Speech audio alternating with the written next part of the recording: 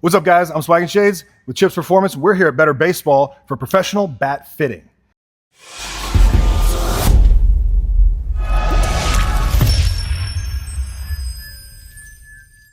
We got Michael and Joey, and they're going to go through the professional bat fitting process. We came all the way down here from Omaha to Atlanta to see what this is all about. We're going to get him fitted first, and I'm going to see what it's all about, and then I'm going to get fitted myself. So without further ado, let's get started, boys. Where do we start in the process? What does he need to do first? All right, absolutely. So the first thing we're going to do is we're going to go through a little biomechanical screening. So we're going to look at his height, his weight, his arm length, his hand size. We're going to look at some feet, some foot profile stuff.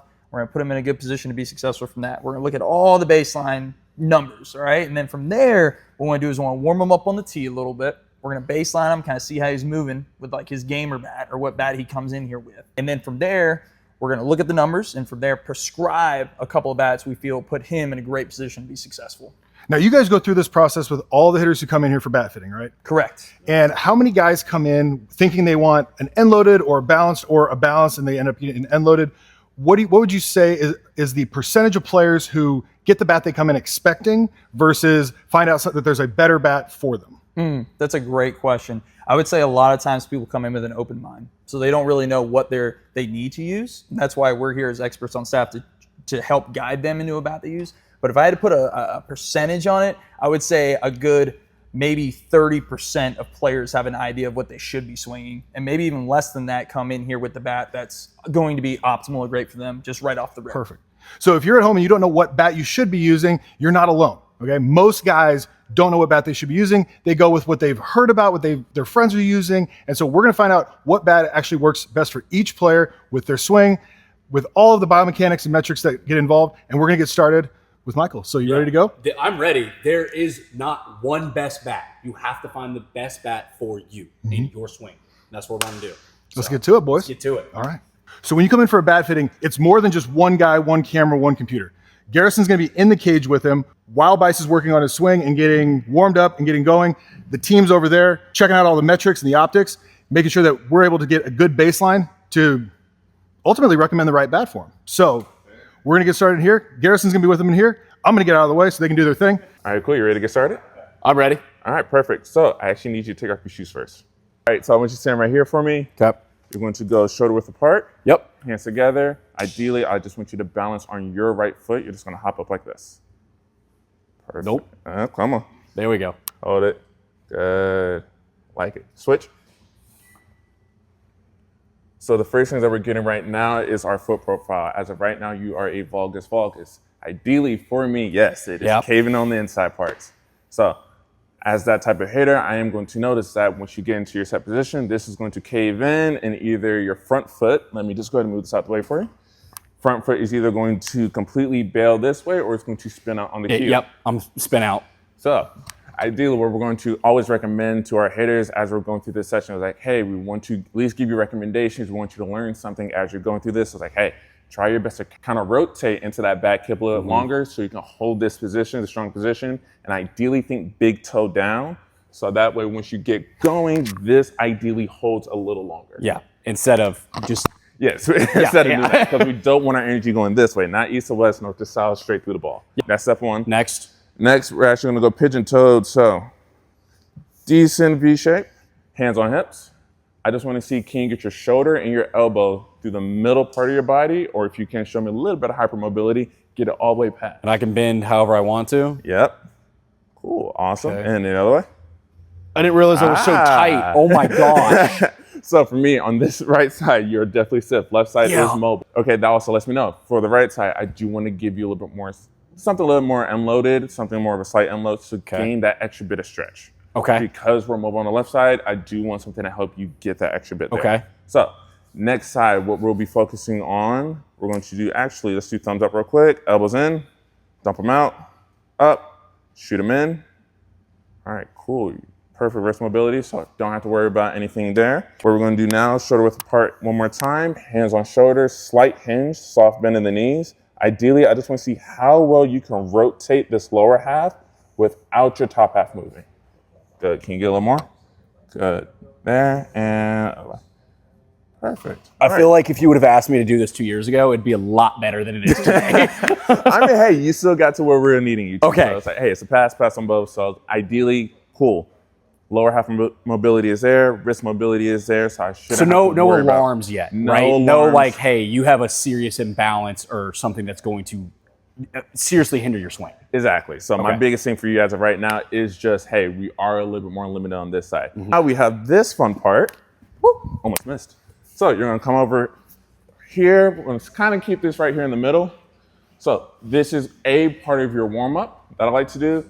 B, it is going to be a little bit more of an assessment that I get to gauge of, hey, how well do you use your body? How well do you use your force production? Okay. So with this, you wanna give me 3 throws.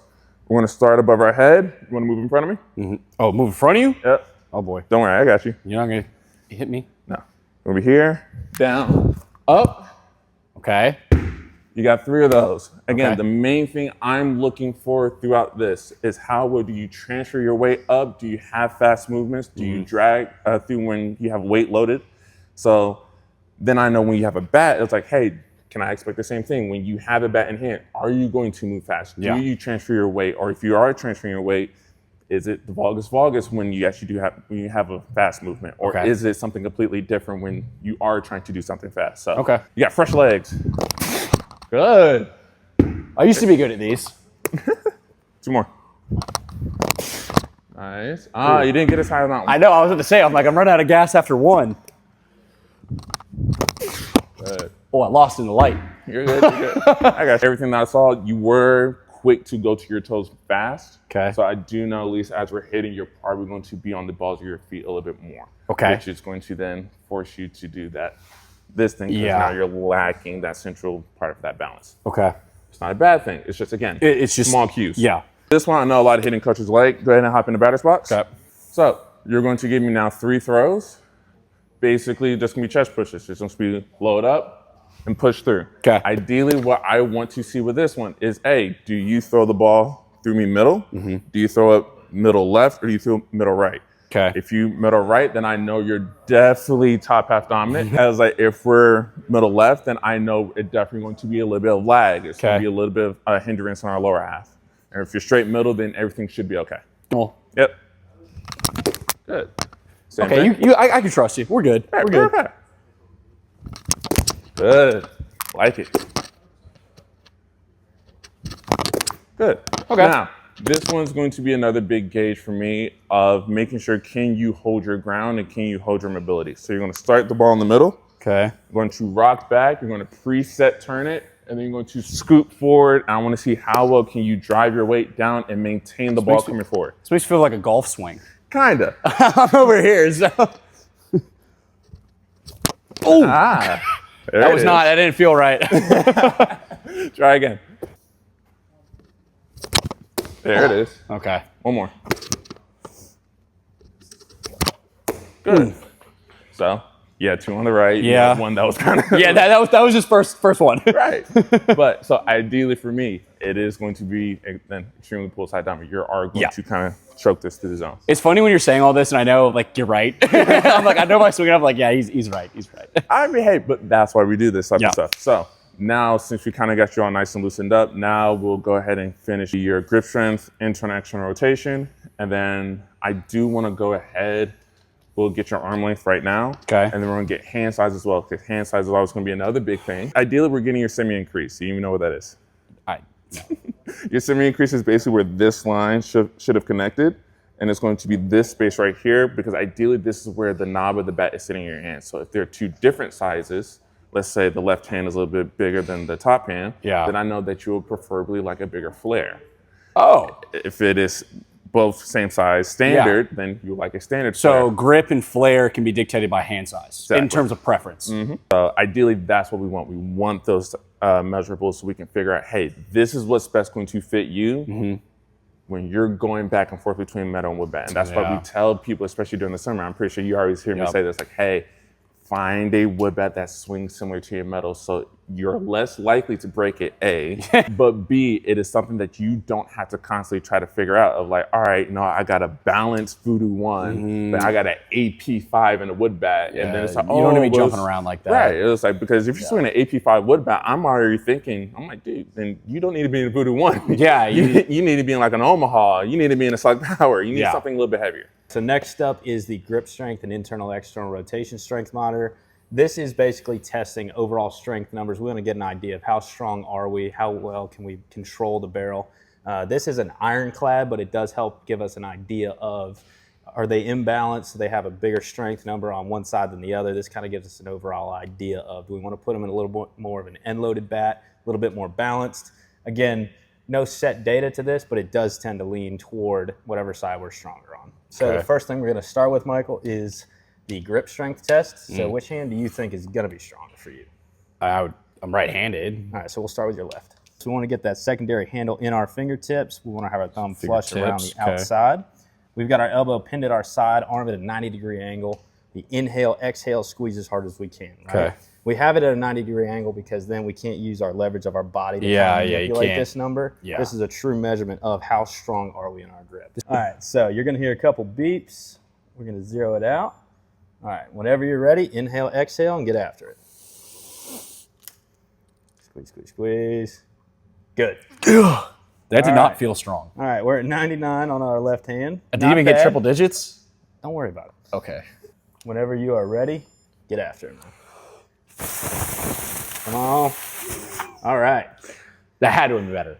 I couldn't even So, see. 121 on our right side. How big of a gap is that? Is that like significant, or is that just like, okay, you got to It's not massive, but it is noticeable. Okay. Right? So typically we want to be pretty close with one hand versus the other, dominant side versus non-dominant. We don't want there to be like a 50-pound difference, because then it's going to be either we are ripping the bat through the zone and pulling off because we're too much on the bottom side, or the top hand, we're going to throw the barrel too early, get over top of a lot of stuff.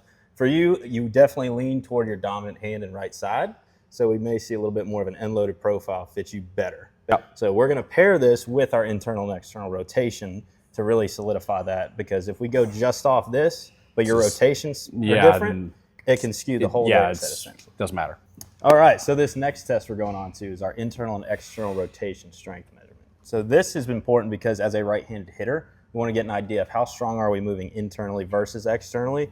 Here we're going to see a much lower number than with grip strength, right? Okay. Because with this, we're keeping our elbow pinned at our side just like with grip strength, but now instead of squeezing, we are keeping our elbow pinned and pulling against this monitor, right? So essentially, just like if I'm arm wrestling, I have to keep my elbow pinned and work inward. It's the same movement pattern here, right? So we're set up. We've got our elbow at our side, arms straight out in front of us. Inhale, exhale, pull against the monitor. All right, so we are all set up. Okay. On 3, we're going to inhale, exhale, start pulling. Whenever you're ready. 3, 2, 1. Good. So we're at 31 internal. Okay. So for our external setup, we're on the same side. Very good. Going to have you step a little bit closer to the post. We want that arm straight out in front of us. So this one, it's important that we keep that elbow pinned, because if we really rip the elbow outward, we're going to put a ton of strain on our rotator. Right? So kind of build up to this one. Don't go from 0 to 100. Ease into it a teeny bit. Yes. 3, 2, 1. Very nice. So you're at 31 internal and 28 external. So we're pretty even movement-wise from both sides. So that's a good indicator that we're going to be able to handle end load or balance. Right? Grip strength indicated a little bit more end load. Here, a little bit more balance. So we're going to play in that mid-end load range for you. Let's go. So for the final step, we are going to get Michael's height and weight. This also gives us an idea of how big are we, how strong are we already measured, right? So now we want to get an idea of how tall are we, how much do we weigh. That kind of tends to lean a little bit more toward balance and load.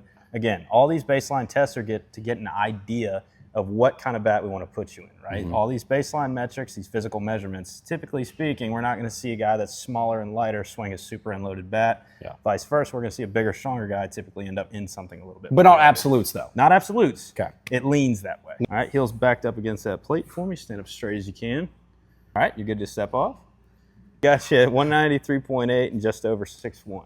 Boom, so here we are, next phase. So we want to baseline Buice and how he's moving. He came in with the 2-piece goods today. We know this bat's a little bit more end-loaded. But we're clicking up some tech now. We're going to get some metrics. We have our blast motion here. It's going to give us everything up to pre-contact, our bat speed. We're looking at some vertical bat angles, rotational acceleration, all the good jazz. We got HitTrax, our launch monitor. So everything once we hit the ball and seeing launch angles and just see where the ball is going, how hard we're hitting it. We're also going to look at the ground a little bit with our vertical force pressure mat. So we got a lot of cool tech here in our baseline. Let's see how we hit.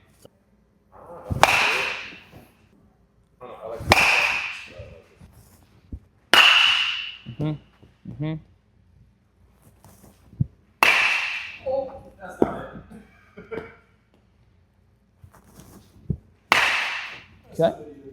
So how'd it feel in your hands though? So this is the bat you've been gaming with, or is the one we came in with in your baseline? And you know, when you're swinging this good, just how's it feel in your hands? It felt really good in the hands. I was surprised. I felt like I definitely got under a lot of those, though I did not think I was going to. Right. It felt good. Didn't love that. Yeah, for sure. So it's a more end-loaded bat, as we know. So definitely a little bit. We're gonna look at some vertical bat angles. We'll look at some stuff. The bat speed looked good, but we'll take a look. Okay. All right, guys. So we just completed the baseline. So we're looking at a couple different numbers here, and we'll get just a quick rundown, right? So this is just as a snapshot of our spray chart. This is our contact point in the top left. This is our average to max velo. We got some distances, and we got some launch angles that we'll talk about. So you were 81.2 on average, up to 86.3 maxed out with the goods. All right, definitely more up the middle guy. Not too much pull side, not too much right side either from a spray chart standpoint. You mentioned you felt like you're getting under the ball just a little bit. You're at 24 degrees launch angle, so not terrible, for sure. It just launch angle is going to be dictated on the certain type of player. Turn it over to the bat speed. We're at 68.8 right here from the blast motion, so pretty solid bat speed overall with a end-loaded bat in your hands. Also looking at the attack angle at 7 degrees. For us, like 5 to 15 is a sweet spot. That's where you're going to hit a lot of line drives. Okay. And we're going to keep an eye on these metrics as we test some other bats in his hands to see if they change for better or for worse. We'll look at a little bit of video as well and just kind of see our swing from some different planes. And then from there, man, we're going to pick some bats for you. Okay, let's do it. All right.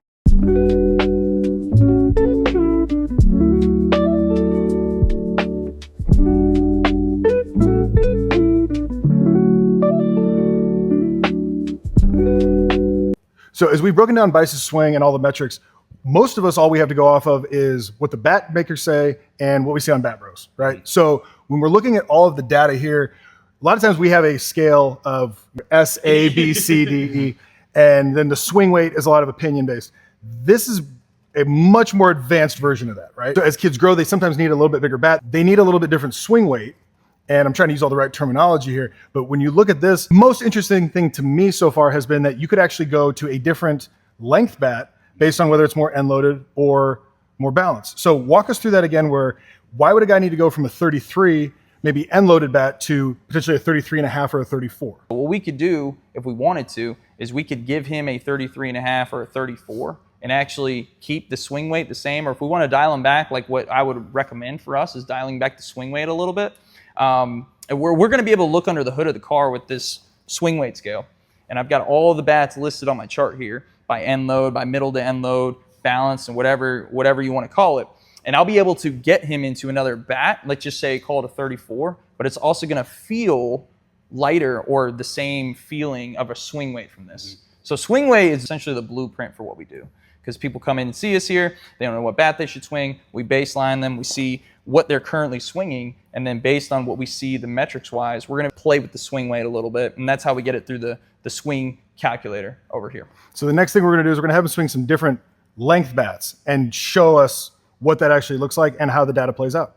All right, cool. So first up, we got Buice in the cage, and we got him in a 33-inch combat. This is more of a middle to end loaded bat. It's a one-piece model, so it's going to take off a little bit of swing weight from the two-piece goods. So be interested to see how he swings with it. So we're watching Buice swing now, and we're going to be able to take out some of the feel and put in some of the real in terms of the data and the swing weights of the bats, how it applies to him. Because like they were talking about, some models might think it's an end-loaded bat, but for other models, that might be more of a mid-load or more of a balanced bat. So let's see how he swings them.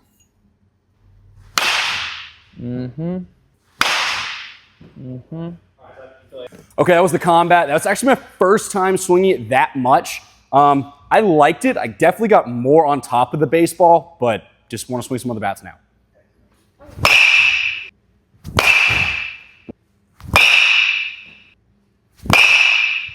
Okay, so Mav 1 Flash, was really excited to swing this one, honestly. Didn't really notice the half-inch difference really affecting me too bad. I think I swung it better than I was expecting. I liked it. Still leaning towards Exile. We'll check numbers in a second. Real quick on the Mav 33.5, Buice made an interesting comment. You said it didn't really feel longer though. Like you couldn't tell it was like a 33. No, yeah, I didn't think it would. I think if I could tell, I would make that adjustment. Yeah, really quick, for sure. so. And what's really interesting about the comment is we talked about swing weight earlier and how it's like the holy grail, like the blueprint for what we do. And we noticed, right, with this bat, we were still able to keep you into like an appropriate swing weight. Yeah. But we dialed up a little bit on a half inch. But Yeah. it was great whenever a hitter comes in here and says, I really didn't feel the difference. Because one thing we don't want to do is mess up your swing that you came in with, right? For sure. We're trying to fit this athlete in time and space. So we're always taking in the hitter's feedback as we're going through this process. Yeah.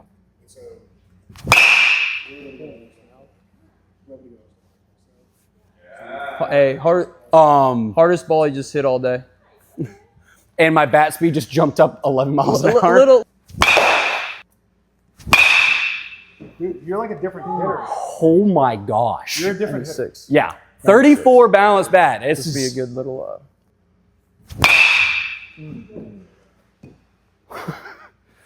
Wow. Well, that was unexpected results. I will be very surprised if this does not end up being the clear winner in terms of data. Felt like I hit the ball harder.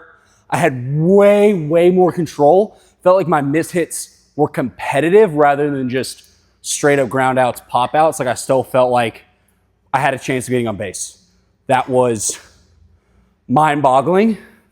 I think Chip said I look like an entirely different hitter with this bat. So I was over there in the lab watching the data on it. You were a completely different hitter. So you jumped, your highest before was 91, 92. You were up 96 with your miss hits being 92.